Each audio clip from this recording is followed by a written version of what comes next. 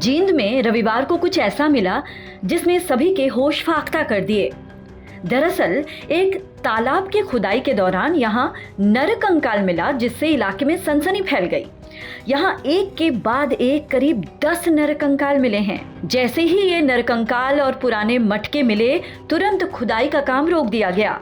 खुदाई कर रहे लोगों का दावा है कि एक कंकाल की लंबाई करीब 8 फुट है।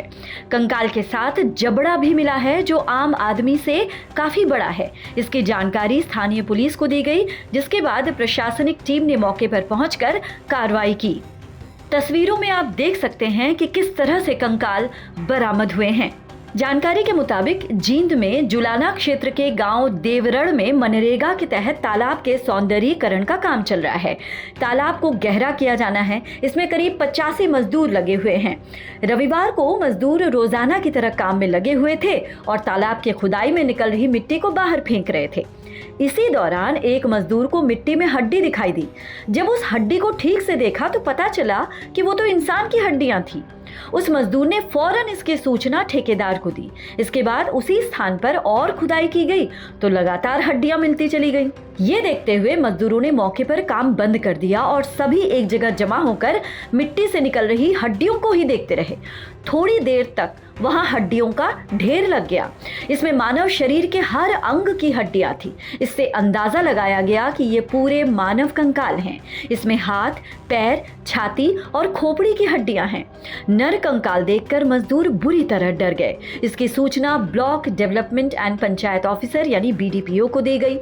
खुदाई में कुछ प्राचीन और टूटे फूटे मटके भी मिले हैं। इन सभी चीजों को मजदूरों ने एक स्थान पर जमा कर दिया।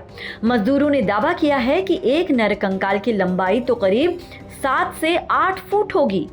खुदाई में मानव जबड़े भी मिले हैं, जिसका साइज आम आदमी के जबड़े से काफी बड़ा है। हालांकि इस मामले में देवरड़ गांव के निवासी बताते हैं कि उनके बुजुर्ग कहते हैं कि आज़ादी से पहले गांव में मुस्लिम समाज के भी लोग रहते थे और यहां पर कब्रिस्तान हुआ करता था। मुस्लिमों के जाने के बाद ये जमीन बंजर हो गई। इसके बाद यहां तालाब बना दिया गया। अब इस तालाब का सौंदर्यीकरण करने के लिए इसकी खुदाई शुरू की थी। हालांकि इससे पहले गाँव में कभी भी कंकाल नहीं मिला है। वहीं जुलाना के BDPO बताते हैं कि मनरेगा स्कीम के तहत तालाब की खुदाई की जा रही है। तालाब में खुदाई के दौरान ये कंकाल मिले हैं, इसलिए काम को रोका गया है। मानस की हड्डी थी? मानस की थी, पूरा 10 बासण थी। 10 बासण थे? हाँ। तो किस तो आदमी तो लुगाई तो गणी डर गई थी, मैं तो डरी नहीं। तो कौन डरी? के कान था नहीं डरने? सारी हड्डी ठाई, आदमी के दांत भी ठाई। दांत भी थे? हाँ, पूरे। और के कौन सा हिस्सा था मानव का? सारा था, पूरा था।